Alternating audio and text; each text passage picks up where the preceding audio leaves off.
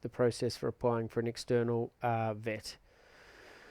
So students who are looking to apply for an external vet have hopefully identified that the vet subject they wish to do is something they want to include in their particular program. And the first thing they'll need to do is access the expression of interest form. This will be available to the students via Compass or through their relevant teams. So in the completion of this particular form, the first thing that students will need, that it will be perhaps new to some of them, is what is called a unique student identifier. So some students will need to create their USI, and to do that we jump onto the internet and we type apply for my USI, and we go to this site here.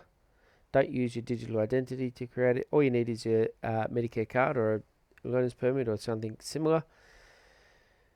Go to get your USI, and students will work through this particular process. It should take about 5 minutes to create your USI. Once you get your USI, I would recommend saving that onto your phone as a contact.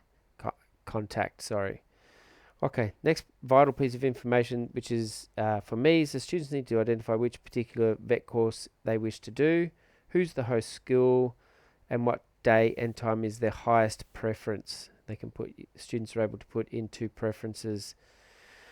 To do that, the students will need to access the Northern Melbourne Vet Cluster handbook. We have physical copies of these, or if you're a year 9 student, you'll have access to the electronic copy, which is what we have on the screen here. So the example I'm going to use is imagining a student wants to complete the Cert 3 in beauty services.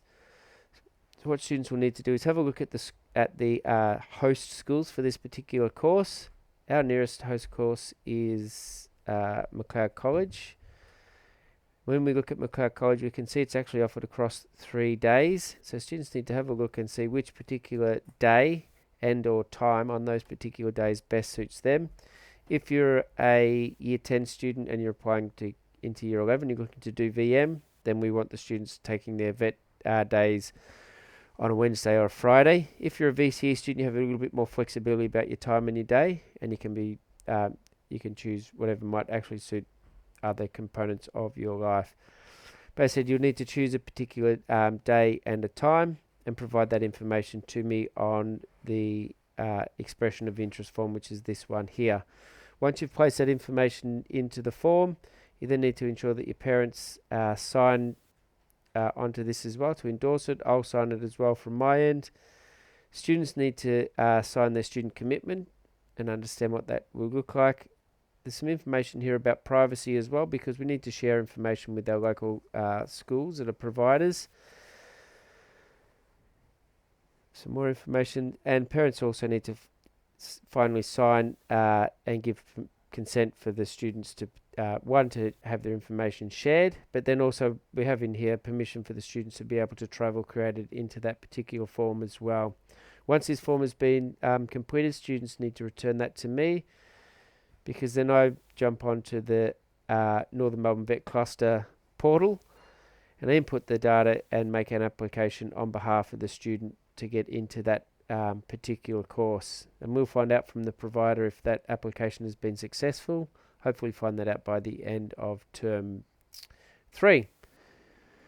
How do students put this into their EdVal selections? This one's for Year 12, but it doesn't matter particularly. It should be available to the other students as well. They need to choose this option here, which is for the external options, and where it says must be approved by the senior sub-school, that's where I'm able to input that approval on your behalf as well.